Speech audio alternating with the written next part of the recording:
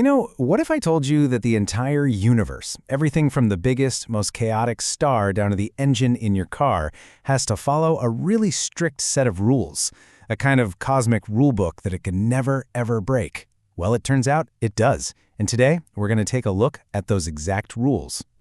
All right, before we dive in, just a quick note. This is part 11 of a 20-part series on an introduction to physics, which comes to us from Virtualization Options LLC. Okay, let's get back to those unbreakable laws. So what are these two cosmic laws? These fundamental rules that control every single transfer of energy, everywhere, all the time? That's exactly what we're about to find out. The science behind all of this is called thermodynamics. And listen, this isn't some abstract, high-level idea. Nope. This is the nuts and bolts science of energy itself. It explains everything from why a star burns bright to why your morning coffee eventually gets cold. So what's the first rule in this cosmic rulebook? Well, it's actually beautifully simple, but its consequences, they are absolutely massive. Here it is. The first law is that energy can't be created out of thin air, and it can't just, vanish into nothing. You might have heard this called the law of conservation of energy. It means the total amount of energy in a closed system, like our whole universe, for example, it's always constant. It never, ever changes. To picture this, think about the gasoline in a car. It's packed with what we call chemical potential energy. It's all locked away in the bonds between molecules, just sitting there, waiting to be used.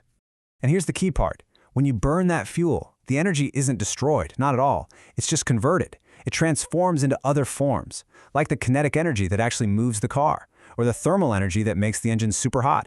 The total amount of energy is still exactly the same. It's just, changed its costume.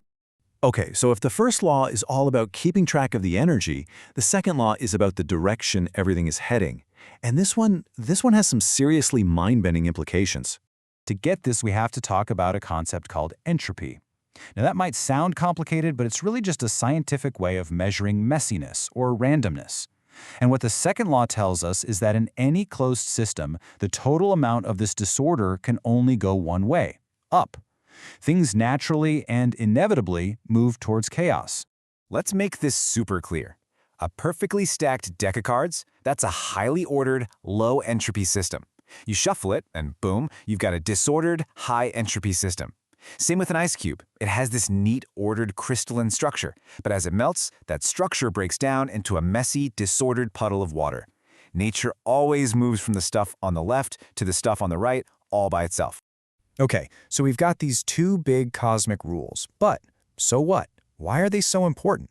Well, it's because they set the absolute limits on what is even possible in our world every single day. Let's look at the consequences. The second law, that's why your car engine gets hot. That waste heat is just energy becoming more disordered and unusable. It's also why perpetual motion machines are totally impossible. You can't beat the system because the system always takes a cut in the form of chaotic, useless heat. And yeah, on the grandest scale imaginable, it means the whole universe is on a one-way street to total disorder. Think about that.